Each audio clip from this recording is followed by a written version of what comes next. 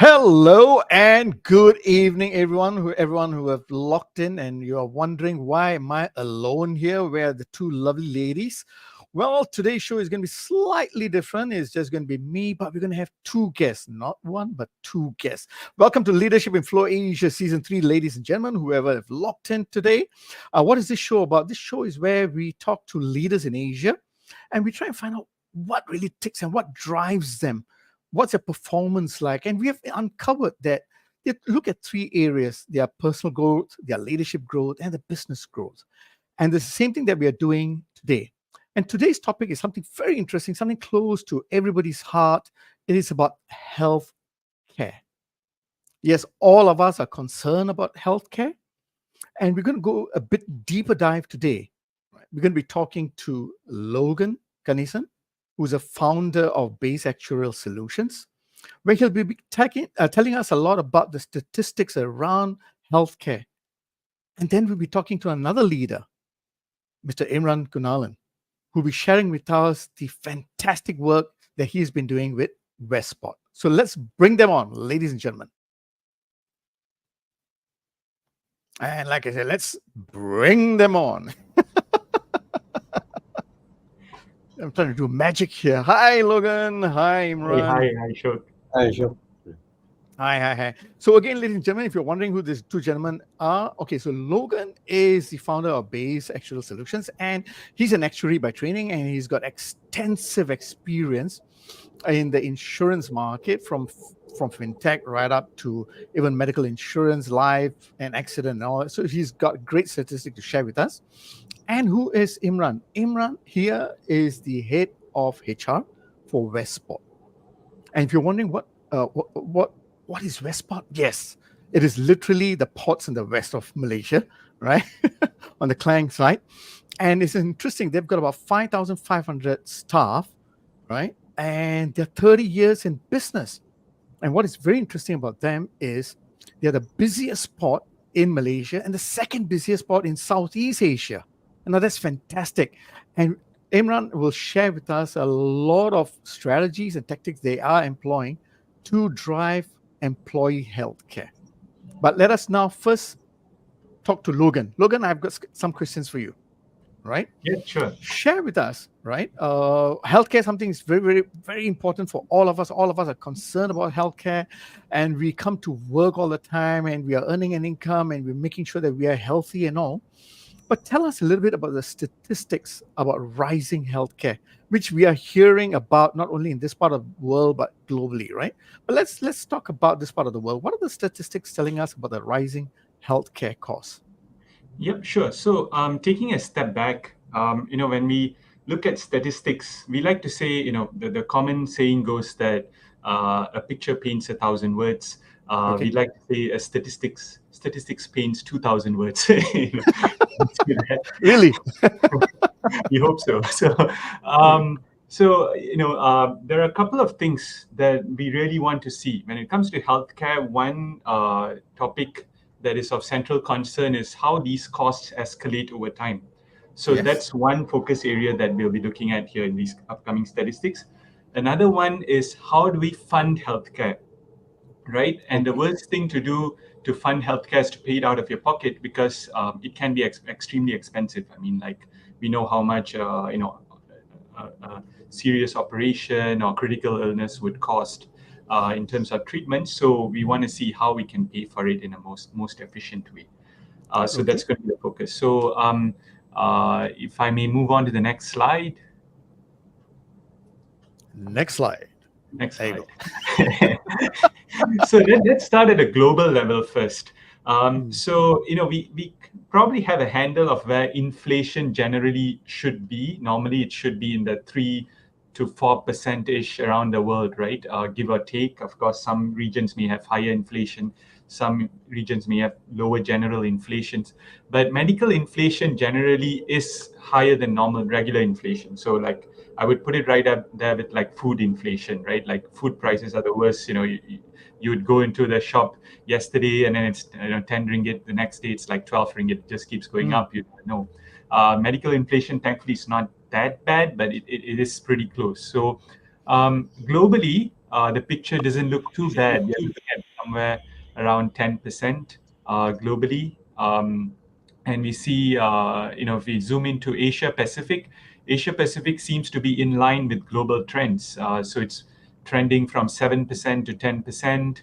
Latin America and Africa probably have it a bit worse, but yeah, we are generally looking at a 10% inflation globally. But then let's zoom in into what's happening into Malaysia in the next slide. So remember that number 10%, and then when we move Try to move the next slide. Okay, done. you see Malaysia right in the middle. It's not at 10%. It's growing up and up. It's going Oh, towards wow. 15%. Ashok, you are from Singapore. Statistics aren't that great either there. So official published statistics show about like 11% inflation in Singapore, but from what I hear, it's closer to 15% over there too. And so what are we doing wrong in Malaysia? If globally it's 10%, compare with our neighbor Thailand. Thailand is doing really well. If we say our currency is not doing that great, I mean Thailand is not too far off from Malaysia. Right now Malaysia is like getting better in terms of the currency. But Thailand has controlled its medical inflation very well, and Taiwan is in a different league altogether. Like it's world leader coming in terms of controlling medical costs. So there are a few that I've probably spoken over 2,000 words with a bunch of statistics now. So there are a few key things coming out here. Okay. Number one is, yes, medical inflation is a fact.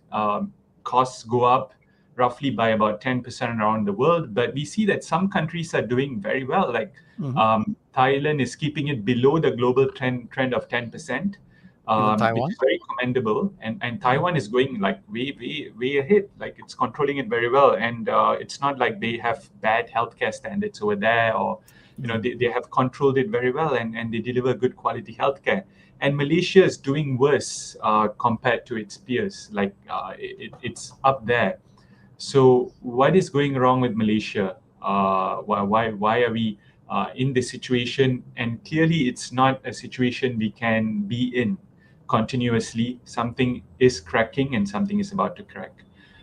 So yeah, that's really what I wanted to bring out in the first two slides. Okay.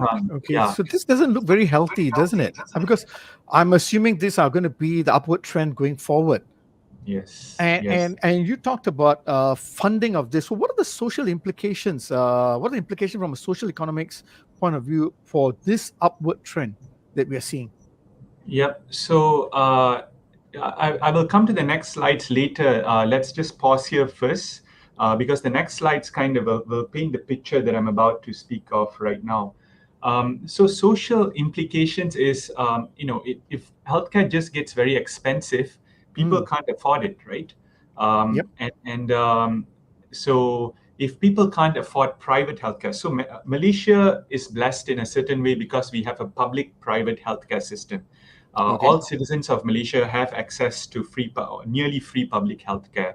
So by design, it means that even if I don't have money, I'm a citizen of Malaysia. If I'm in need of healthcare, I can access healthcare. So that basic security is a given. But it also means that if more and more people can't afford private healthcare and have to go into the public system has to accommodate more people. And it is, there's only so much taxpayers' money that can support it. And there's doctors in public healthcare system are stretched out. So it is a problem. When more of us go into the public healthcare system, it's a problem. In the private healthcare system, you can pay for things in a few of ways, right? Like you can pay out of your pocket. If you can afford to pay out of your pocket and it doesn't strain you financially, that's great, but you're probably around the 0.5%, top 1.5% in Malaysia if you can pay for all the expenses in the hospital out of pocket, because it can get really, really expensive. Like you're talking of upwards of like 100,000 ringgit if you're in the ICU with something really severe. Now, moving out of pocket, then we need employers to also step up and provide private insurance packages. And with escalating medical costs, it's going to be tougher for employers to support it because medical premiums will go up. And then on the other hand, private insurance premiums also keep going up with tandem or in tandem with this inflation, if not faster, because there's also some, some fraud-based abuse, as we call it, when it comes to insurance. Insurance-funded healthcare often is more expensive compared to out-of-pocket healthcare. So, over to you, Ashok. Any questions? So tell me, I'm a layman. So tell me why is medical insurance premiums going up? What is the Yep. reason for it? I mean, there's a big size pool in Malaysia, bigger than Singapore. But so why is the medical insurance premiums going up? So actually, right now, it's a good time to go back to the slides, the same slide we left off earlier. Slide coming up now. Nice. Just one before this again. I just want to reiterate that. Let me just slide it across. Okay. Thank you. Yeah, this one. So you see that in 2024, the medical inflation rate is trending at 13.36% per annum. This means that medical expenses in Malaysia is going up at a rate of 13.36% every year. And imagine somebody has to pay for it, and really the customer pays for it. Nobody else really pays for it. So if you think about insurance, no matter which system of insurance you look at, it's something that it's basically a financing system where people come together, pool their money, and then support each other. You can build a takaful system, which is more socially driven, or mutual insurance system, or a for-profit insurance system. But by design, they are similar, just different vehicles and all that. So ultimately, customers have to pay for it. And so since expenses are going up, medical costs are going up, then insurance premiums will go up. Now, I mentioned that insurance premiums probably have to go up at a faster rate than this. That is a problem too, because the reason being the ecosystem itself, they make money from each other, right? So the healthcare system, private healthcare system, makes money by charging insurance companies, and insurance companies have big pockets by design, right? They have pooled all this money from customers, so they can spend more. So hospitals will say, let's charge them more, and they might have to subsidize people who are charging, paying out of pocket, because these are individual customers coming directly to them. And what unfortunately happens is the insurer can afford to pay more by charging more to everyone else, and that becomes it's sort of a vicious cycle, and it makes the system very inefficient. Yeah. Okay. So from what I've also been reading about medical escalation or medical insurance and inflation, right? I see a couple of things that is happening all the time. Yes, we have an aging population. We have longer lifespan issues. We are seeing also rising non-communicable diseases, which are affecting premiums, right? Yes. At the same point of time, from a medical point of view, right? What I'm seeing and hearing and reading, right, is about there is overuse of medical care. Yes. Which pushes up the pricing, all right? And the other one is poor health habits. Yes. And of course, the third one is also the underuse of any type of preventive services. Yes. That is what I'm seeing are the factors that is affecting medical inflation or medical costs, in that sense, So again, going back, where do you see this whole trend, right? What will be the implications from for the society itself? What would be for the layman? If I put the layman, what are they going to be experiencing, let's say, 3 years from now? So if you think about the Maslow's hierarchy of needs, right? You start with physiological needs, where you need like food, water, air to survive. And then after that, you need safety.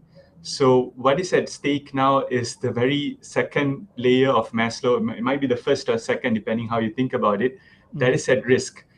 If you can't afford healthcare, of course, the public system is there. People could argue that, but what if the public system can't afford it anymore either?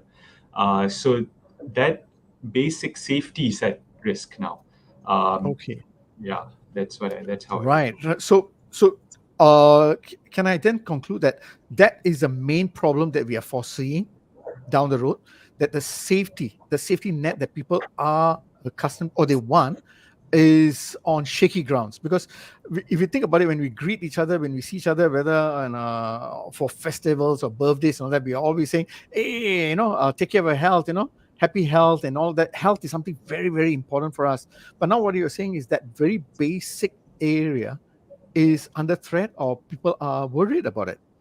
And with Correct. escalating cost is adding additional stress, and ironically adding more stress to the body and to the mind also, you know And it's a tragic situation if you think about it, tragic. because Wow. tragic. I would use that word because medical advances are impressive in recent times. Diabetes is now reversible. Many people have attested to it and have done it. Cancers, there are advanced treatments for cancer available, so you don't have to, be. It doesn't. It's not a death sentence anymore. So all of these treatments have more advanced techniques available where it can actually be treated and cured. But unfortunately, because of this financing Oh. issue, people can't afford these things. Um, we are moving to a place where the safety net should be even better, but as a result of this inefficient financing Mm. system, it's moving in the opposite direction. So it's tragic is the word I Oh, use for it. wow. What caught me is not only the word tragic, but something you mentioned which got my interest here. You said diabetes is reversible. No medical doctor will agree to that, but Logan Kanisan is saying, Well, people diabetes have is said that. I have no authority to say it, I but understand, but you said yeah. it with the conviction, and the confidence, and I think that's great news. So that links up to one more question for you before I bring on Mr. Imran here, right? If you are seeing that medical advancement is there, and I'm also hearing about generative AI, where it is being able to predict certain type of cancers or diseases accurately, right? There's some experiments being done in the United Kingdom in the last 2-3 years, right? Where they've been able to identify certain type of cancers, but to handle over cancers very well before in advance. With all of these advancements, what are the opportunities for partnership in the ecosystem that you were talking about to solve this problem? So yes, we have got high rise medical costs. We've got funding as a main problem they talk about, because it's about, again, linked to salaries and all right.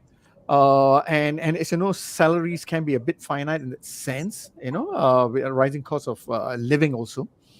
But in this whole system, how can we help the layman, the man in the middle, right? What are the opportunities present for partnerships in the ecosystem to be able to solve or mitigate this problem? Um, I think what Dato Imran's presence here is a big clue to that answer. Most of our lives we are employed. We are, we give our lives to an employer.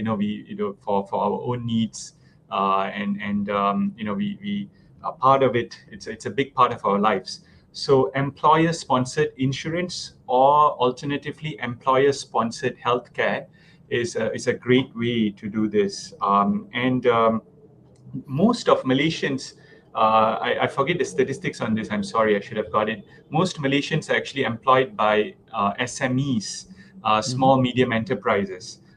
You do have these larger groups, but you also have these SMEs, and these SMEs don't have adequate insurance. That is one segment. And then these large employers often depend on just group insurance.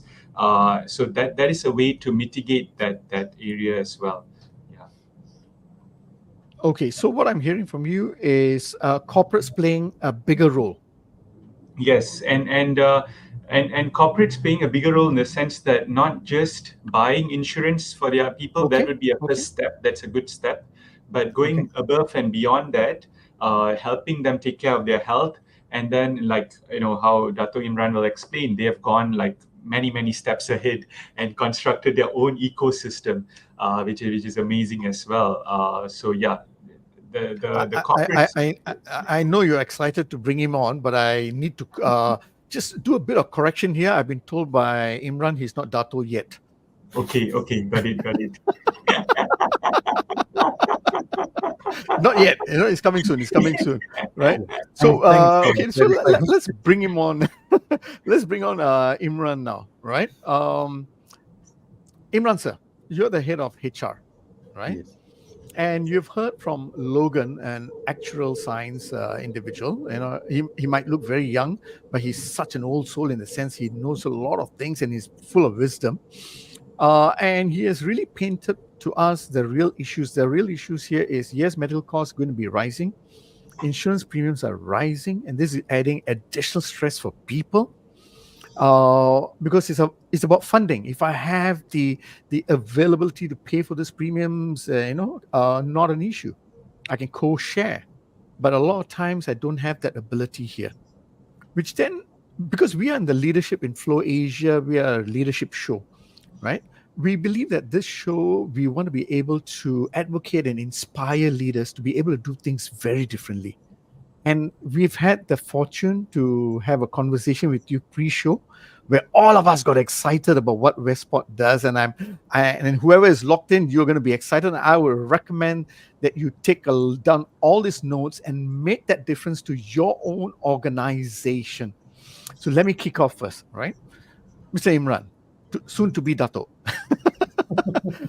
How is Westport's thinking about well-being, right, different from other organizations? So first and foremost, thank you very much, Ashok and the team for inviting me for this session. No worries. So basically, I mean, you have briefed what Westport is. Yes, we are a port, a large transshipment port located in Malaysia, second largest and so forth. So we have 5,500 plus employees, and health and well-being is one of the core agenda within this organization because it happens by virtue of our founding leader who emphasizes a lot on this well-being and family culture, So this is part of actually our core value of the organization. So we have just been around, and we as we speak, we are celebrating our 30th anniversary in Malaysia. Congratulations. So we have bred and grown, and it's still growing. Okay, so come back to the core issue of what's our view on healthcare and well-being. As I said, it is already embedded as part and parcel of our organizational culture. So that has been there since day one. So there are various reasons why it is such. I think it just gives some context to why it is. I think the first one is being a large corporate based in Pulau Indah, which is in the southern part as well, in Selangor. It is an island by itself. So we started in Pulau Indah from scratch. Okay. So there is very little, I would say, facilities in terms of healthcare. Even when something happens, for you to seek medication within the island by itself, obviously it was not really there. So that is one of the main motivator behind why we focus a lot on the well-being and healthcare by the company itself, as opposed to leaving it to whatever the government and other support can provide. I think that is one core of it. Second is we are a port operating 365 days, and the port never sleeps. Okay, so we have people working in shifts, morning, night, and so forth. So there is always a need for us to also ensure that if anything goes wrong within the working environment, so there is an avenue for our employees to seek for treatment and so forth. Okay? So that is another reason why we really focus on this agenda of health and well-being. And third is also our founder is very much focused on people. So I'm sure you may have read the book called Employee First, Customer Second by Vinit Nair. No, I haven't, but I shall. Yeah, that is it's a book written by Vinit Nair from HCL Corporation. I think he was the executive chairman when he wrote the book on this. So similarly for Westport, the late founder, he always says employees are the king. You know, without good and healthy employees, I don't think your business can move on or even progress to where you wish to be. So that is also another factor behind why there is a lot of focus on healthcare and well-being of employees. So he wants to ensure that the employees, not only the employees, but even their family members are also healthy, you know. So I will relate back in term when I say when we talk about whether why even focus at family. Because ultimately, as an employee, you have your own family, whether you're a bachelor or not. You may be staying with your family and so forth. So if the community is healthy, then you will be also healthy. And when you come to work, you can be focusing a lot on the job, being more productive, and naturally it trickles down to the organization as well in whatever work that they are doing. So they will be very focused. They there will be very minimal what you call that as obstacles or even issues that a person need to handle instead of looking at how well they can do whatever task they assigned to. Okay? Oh, So wow. these are the reasoning behind, I would say, some of the key factors where, as I alluded in Westport, there is a huge focus on the health and well-being. Of course, you may ask every organization responsible for the health of their employees. So in the Malaysian context, I think to just add on to what Logan has mentioned, we also, of course, beyond the public hospitals and so forth, we do have our own. I mean, every employee contributes to the social security, which covers to some extent some health and medical care, which an employee has to get, be it from the private sector or even public sector. Okay, that is available. But what can be done above and beyond what is dictated by the regulations and so forth? So I think this is where I think I'm proud to say Westport is above and beyond what the regulatory requirements are, and we want to ensure that we have a good uh, and healthy employees who comes to work and deliver what is expected. Nice, nice. I'm just going to summarize that. I think this is wonderful here. Yes, I know you mentioned that. Yes, there's a limitation of geography. You're working in an island, and you're 24/7, 365. I get all of that, but I think the most important thing that you mentioned, right, is the focus on people. You want not Yep. only good, but also healthy people. That's a really important shift in the way you think about people, Yeah. right? A lot of people, they say, oh, we want good talents, but here you're saying you want good and healthy people, Yep. right? And not Naturally, only, I think. Yeah. yeah, Sorry. go on, please. Yeah. No, I think it's a natural thing to look after the employees' well-being because if you no matter how talented and good your employees are, if there is an issue with their health, it is definitely going to impact their day-to-day work, and it Exactly. goes up to what you expect and productivity, and it may hit your bottom line as well because they can't perform. So Yes, yes. instead of focusing on post a person goes into some health issues, Mhm. why not we have this as part and parcel of the day-to-day preventive measures, making sure they're healthy when they come to work, Right. and you don't have to worry about they getting sick at work, right? Yes, So I yes. think this is where the difference in terms of how we see healthcare and the interventions or the invest or the money that we need to spend on this aspect of it. Uh, Nice. Many organizations may not realize that.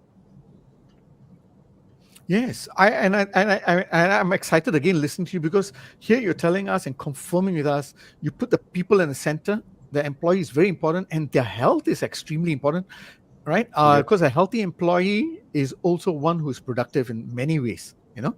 Yep. And I like the fact that number two, you don't only just look at the employee's health, but also the family, which makes a lot of sense, Yeah. right?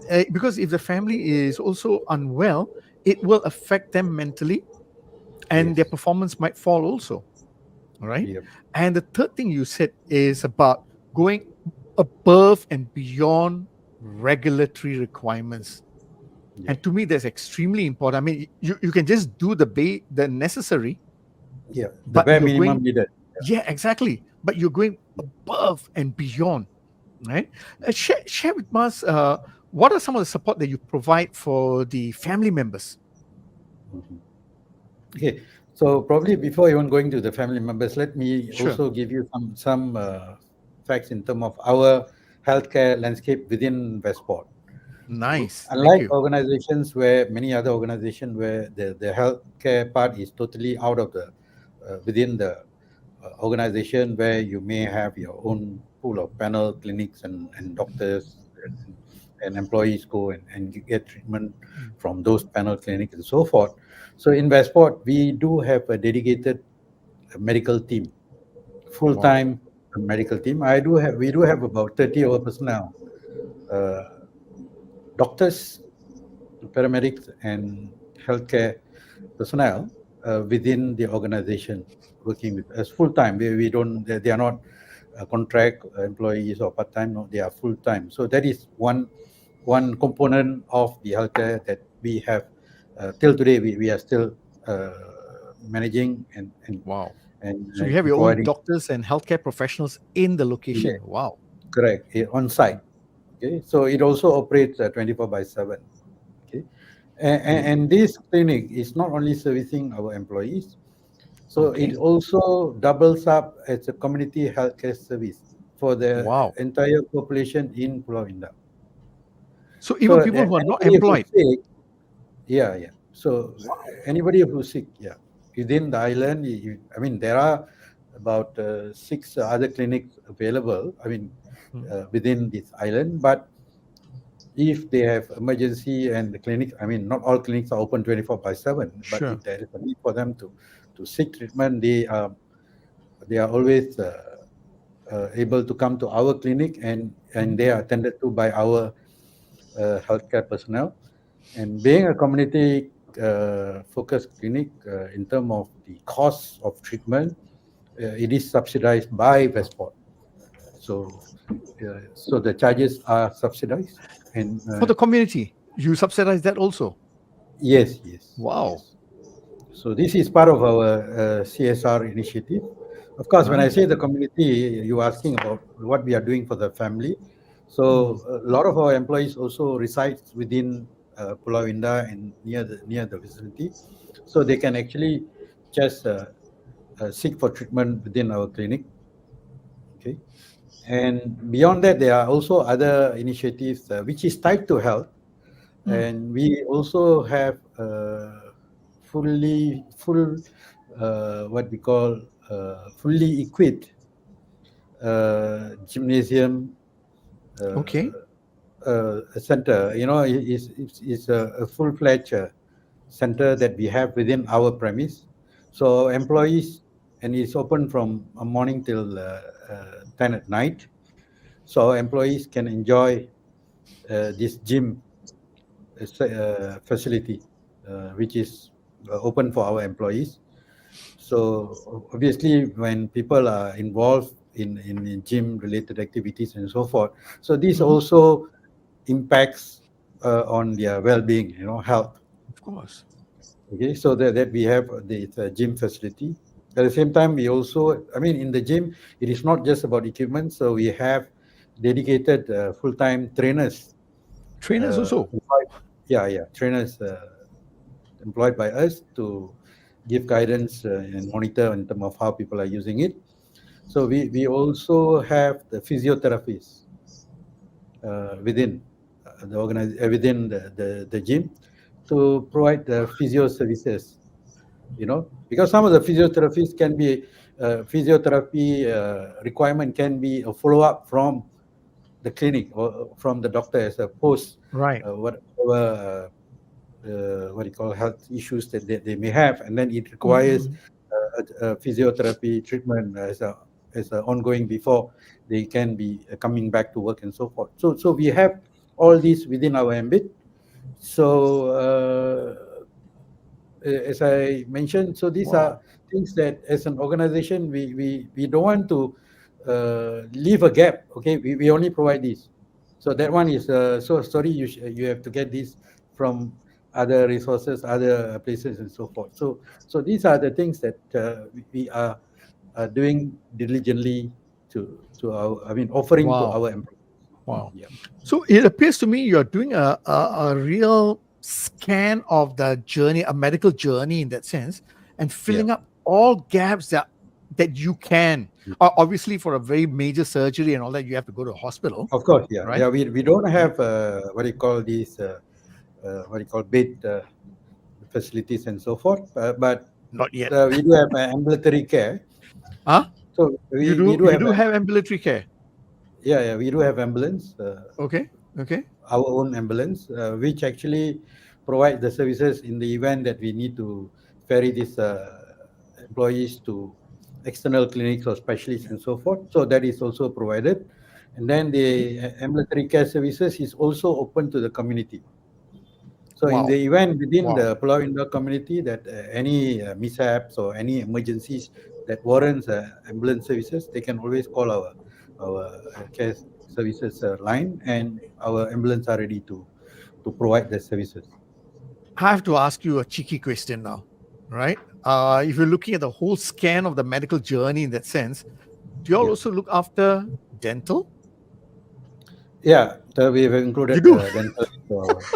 I mean, we don't have dentists, full-time dentists in our pool, but then dental care is provided as part of our what do you call benefit to employees. Nice. And what about optometry services? Yep, we do. We do also. Yeah. And you say it so casually, like yeah, of course. No, we do. So I think what we realize is a lot of time, a lot of employees, they tend to dental. Most of the time, they in the past, I mean, we do track in terms of which sort of health treatment employees really look for and so forth. So now what we decided, we gave them option in terms of you can choose either dental or optical, because not everybody wants to. A lot of companies do provide optical, but then it's underutilized. Dental is more common. So we said, okay, we give you option. You can choose either one. I mean, there is a cap and so forth, but this is one of the things that we are offering to our employees. And most of this, whatever you mentioned, is also available for the families. Yes. Wow. Yes. So again, we also do work. We also do work with insurance as partners, because not everything I'll come to that. I'll come to the insurance very soon. So what I'm hearing here is this: number one, you put people in the center. You're very focused on their health, because their health affects the performance also. Fantastic. Yes. You go above and beyond, which you've just described a lot of examples. And I like the fact that you make CSR very meaningful. Yeah. A lot of companies may struggle with this, but you are putting where your mouth is, the money and all of that. You're really doing service for the community. Yeah. And you're going really beyond, even with the gym and all of that. So you mentioned about insurance, and like what Logan was mentioning earlier, right? Insurance premiums are all going to go up and all, but you're doing a lot of things right. So how do you approach negotiations with insurance companies then? I think the big chunk of all those medical healthcare, which is already done in-house, so that is already part of our internal budget and so forth. So that one, it's already a budgeted for. Yeah. Budgeted for.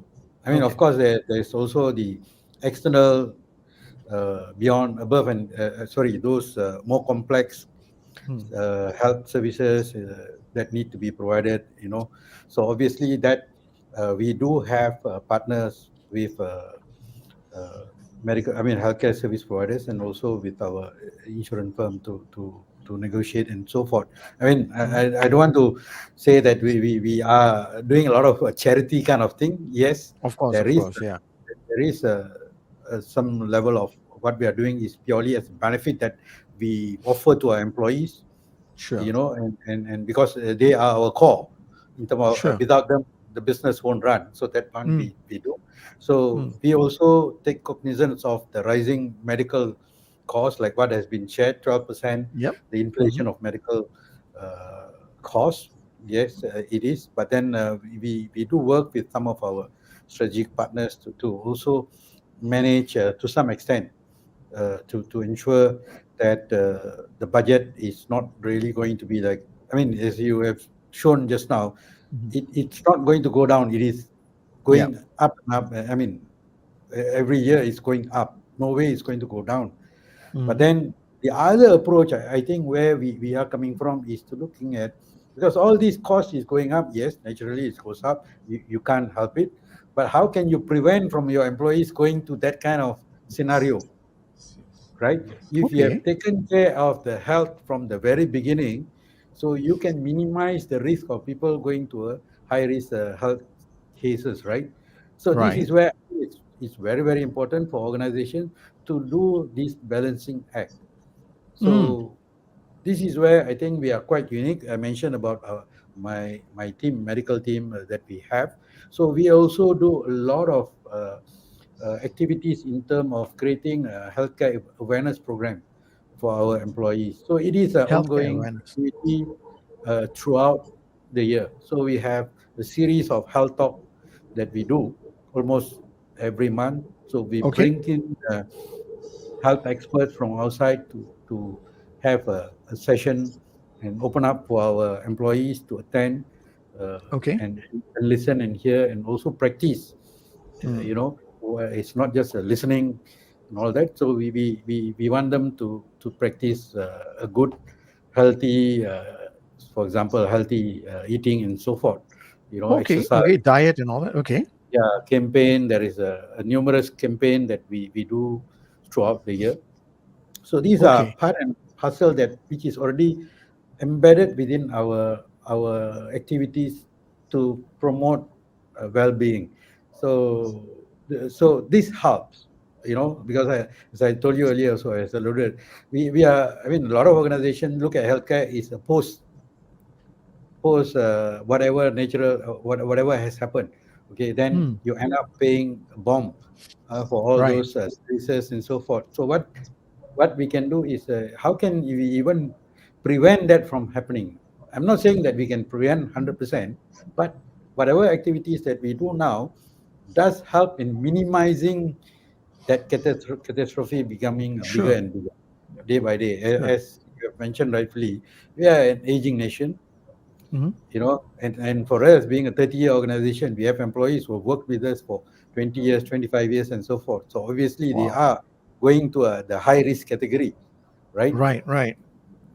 So Right. we have, since we have been managing that, so we are I would say we are able to to address these kind of issues, and we Right. will Right. continue to do Interesting. the balancing act. Yeah.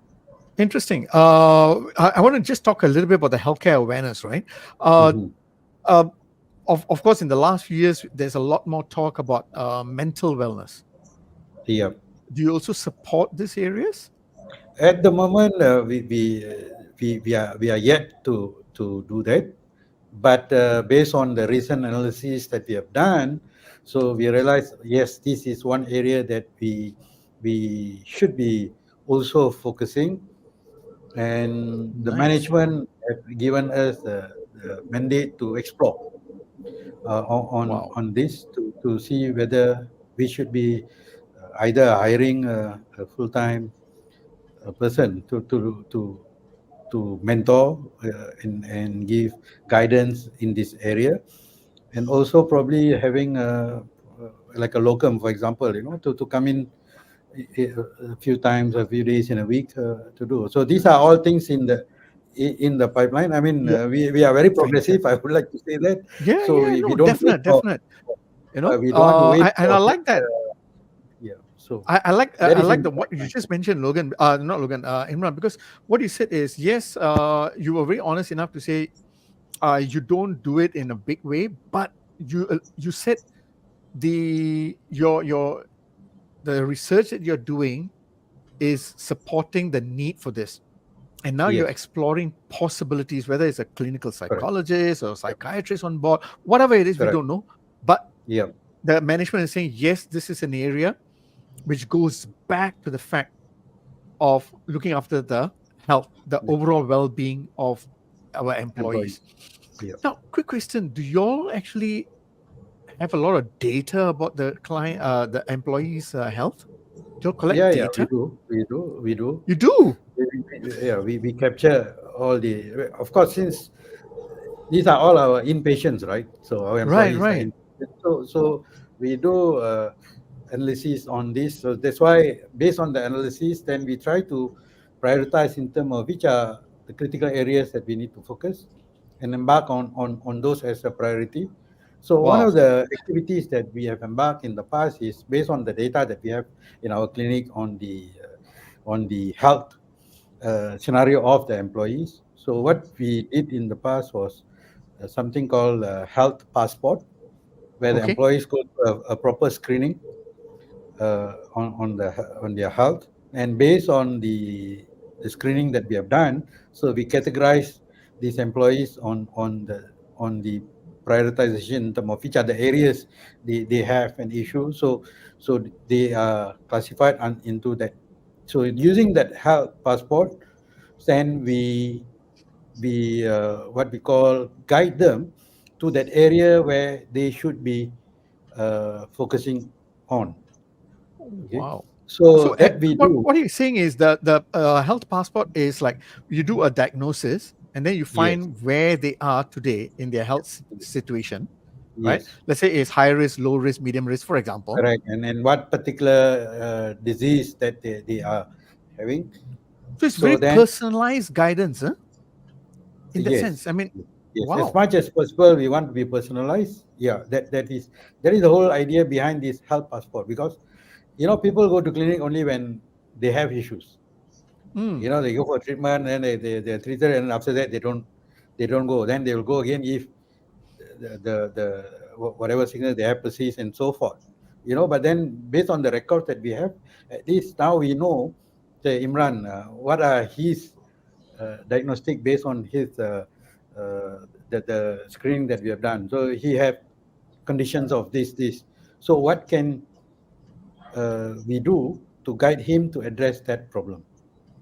wow. you know Wow. so we are doing it on stage by stage. As I said, our employee numbers are quite substantial, And, 5,000. this information is also then allowed to be shared with the immediate managers to help Yes, support the yes, staff. definitely, Okay, definitely, fantastic. definitely, because they need to know, So it's in case in the caring event. is your caring is going really beyond, Yeah. you know? So we want to ensure that at the point when the employees start to work and so forth, their superiors or immediate superiors are fully in the know that this guy has this condition and so forth, which may impact his job. Otherwise, you are just waiting for some issues to crop up at work, right? So Right. so these are things that we are doing, and next year we will be going full blown for this health passport agenda. You mean it's not full blown yet? What else are you going to do? As I said, we are going stage by stage. Wow. Yeah. Wow. So No, it's we will beautiful. It's go. beautiful. I love that. You see, Yeah. this really shows again your guiding principle, right? Is let's Yeah. put the employee in the center. Let's really look after their health. And you said let's go over and beyond. And you have shown all ways that you're doing, especially with the analysis. Yeah. You are saying, okay, let's really care for our staff. Let's really understand where their health status is today, and Yeah. let's come up with personalized plans to help them. Now, We are not. Let me clarify. We are not now 100% there to say that there is a personalized program for them. But sure. then what we have done is we have now, since we are going grouping group by group. So what we have done is for that particular group, for example, so we already have that data, and then we based on the grouping. So we already identify how many people have say a risk in say for Sure. cardiovascular issues. So we have that kind of grouping, then we are addressing at that group at this moment, you know.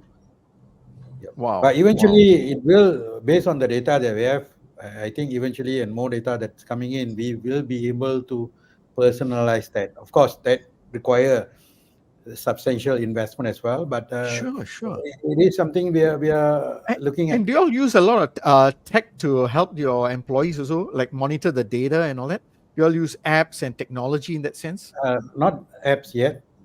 Okay, We are but will be exploring. there. We are exploring I'm not because surprised. they Yeah, are. We have met a few industry players who are into this well-being agenda, fantastic, where fantastic. they do have specific apps. We have seen a couple. Nice. So we will I'm making an explore. assumption here. I'm making an assumption here, Imran, because of all the proactive efforts and practices that y'all are putting forward. Are y'all able to negotiate better terms with insurers? Maybe this is a lesson for other organizations. Yeah, obviously you can. Obviously you I would can, because at suspect the end of the so. day, for the insurers, is about risk, right? So if Exactly. Mitigating the yeah, risk. if I'm already minimizing the risk for the employees, so You obviously see, the insurer will be comfortable with whatever you're doing, and your premium may go down. yes, or at least it's not going to go up, you know, Yeah, wh- yeah, which it's is a stable fantastic. thing. Yeah, rather Yeah, than, because the inflation, medical inflation is going higher and higher. So hmm. once, I I know. mean, this is how Again, insurance wow. principles Again, are. Imran, I'm really impressed and I'm blown away again because it's not just about putting the employees in the center and going over and beyond, but it is really when you say, I want to care for the staff, you're really saying, yes, let's go all the way, right? Yep. Logan, I got some more questions for Imran, but I need to bring you in here. Logan, what can insurers do, right? You have just heard from Westport what they do differently. So, what can insurers do to add value to the ecosystem that you were referring to, like the one described by Westport? What can they do now? I think first, most importantly, we all need to acknowledge that we are not insurers, uh, we are not hospitals, we are not healthcare providers, we are Yes. not government officials. We are individuals in the system with vested interests. If the Mhm. healthcare ecosystem breaks, all of us suffer. If medical premiums go up, insurers don't make a profit. End of the day, insurers, they have to take care of their own healthcare, they have to pay their own medical premiums, and they suffer too. So all of us are in it together. We are the same. So Right. now, taking that perspective, we are all part of the ecosystem, viewing the Mhm. ecosystem as one organism. The organism needs to work together. The left hand can't hurt the right hand. It doesn't work that way. The body won't function. So Mhm. the insurer cannot work in a silo and say, "Hey, I need to control this guy. I need to control this guy."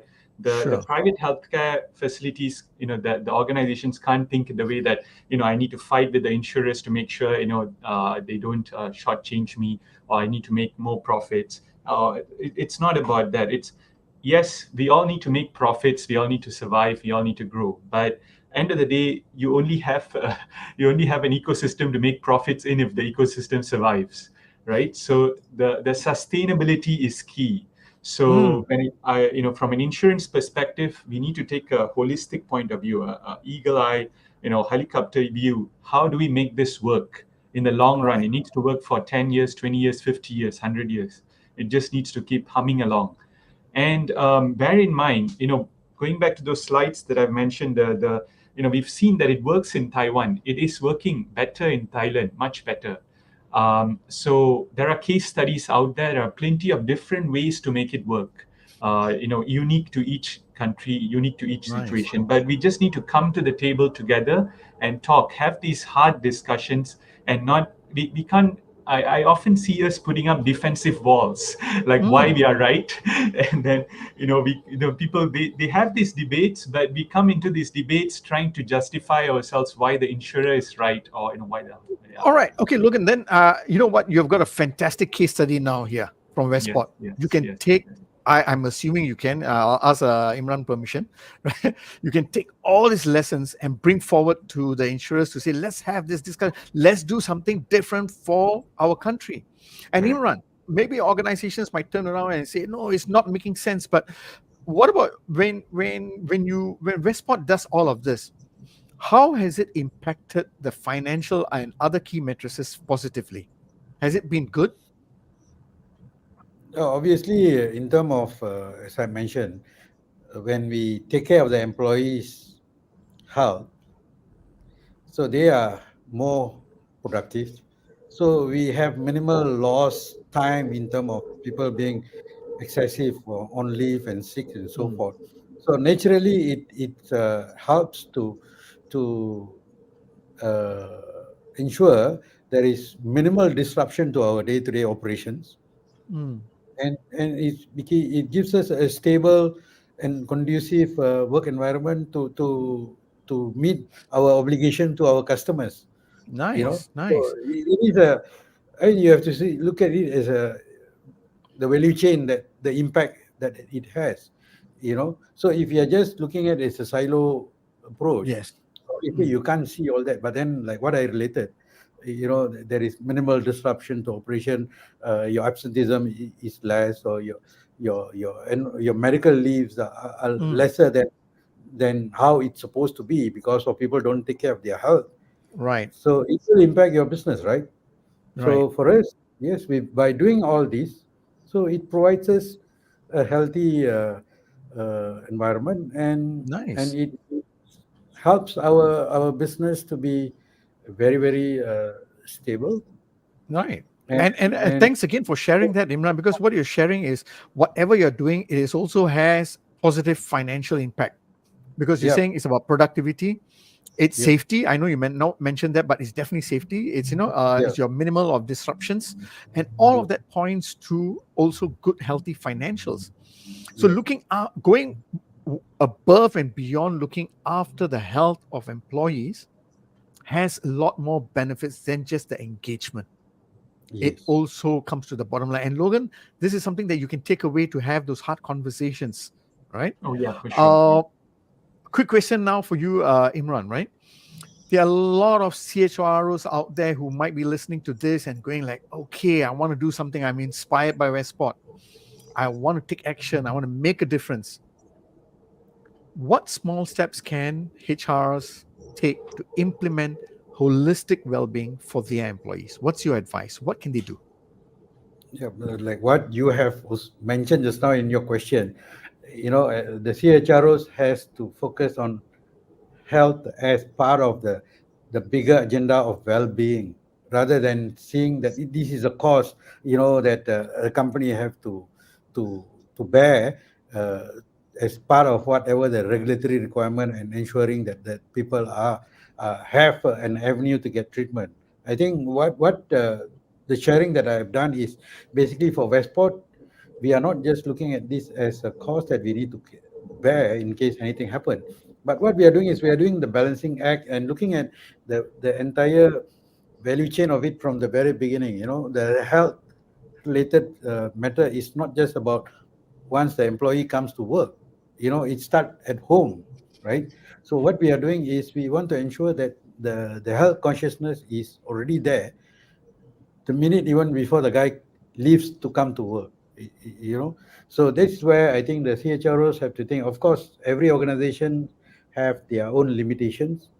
I mean, the environment they are in obviously impacts in terms of what you can do. But what I can safely say is you just have to open your eyes and look at what are the options available Wow.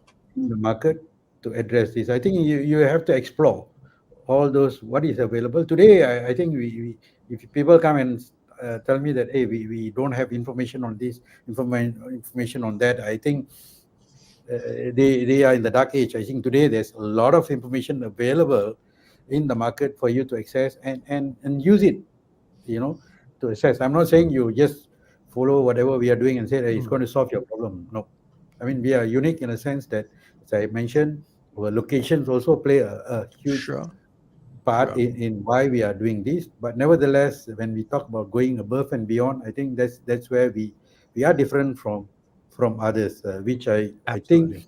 other CROs, CHROs also can look into this. Yes. Thank you very much for that, Imran. And my biggest takeaway from you for that advice is go above and beyond. You know, explore options all the time. It's not just about the cost, but it's about looking at the value chain and how you can impact the person even before they leave home. Take Yes. away the worries, the health worries in their mind, so that they can come and be very productive in their workplace. I Correct. can't believe it. We have spent an hour and 1 minute having a wonderful conversation. Logan, thank you very much. Do you have any last advice for organizational leaders out there, Logan? Yes, so this is an extremely important topic, and if you follow the thread of Imran's conversation, the emphasis that Westport has put on the employees' well-being. So essentially, it's a KPI. So along with corporate KPIs of growth and profitability and expenses, employee well-being needs to be measured somehow as a KPI. And that has tangible impacts, as Imran has mentioned. So very, very clear impacts. When you take care of your employees, they perform better, they stay longer, then your profits grow up, you do better service. So um, healthcare as a KPI, your employees' well-being as a KPI. So that's for corporates. And then when we look at the nation as a whole, we need to look at our individuals, like citizens' healthcare as a KPI, and we need to seriously address this problem. Statistics it's quite stark right now, so we have to address this. It's a now problem. Right. So thank you very much for that, Logan. I love that. Let's not just have financial KPIs, but let's have KPIs for employee well-being, and even at the country level, let's look at what we can do for the citizens. And you know what, Logan and Imran, thank you all for sharing your worries. Most important, Imran, for giving us a light, for showing us that it can be done. Because as leaders, you have given us the inspiration to have the conversations and say, you know what, if Westport can do it, we can too. Let's explore possibility. Let's go above and beyond. Thank you all very much, gentlemen, right, for showing us a leadership mindset for healthcare. Thank you very much, Logan. Thank you very much, Imran. Thank Thank you, you Ashok. for inviting me. Right. Okay, and that's a wrap, ladies and gentlemen. You've just heard the Intangible Game Leadership Mindsets for Healthcare from both Imran and Logan. Next week, my beautiful co-hosts will be back. Which one? I have no idea. But thank you all very much for logging in for today. And I hope you have taken away a lot of wisdom and a lot of ideas. I have, right? It's about going above and beyond. Put your employees in the center. Let's have a KPI around their healthcare, their well-being, and let's explore all possibilities to give them a peace of mind so that they will be healthy, productive, and happy. With that, ladies and gentlemen, thank you for logging into Leadership and Flow Asia Season 3. We'll see you next week. Bye bye.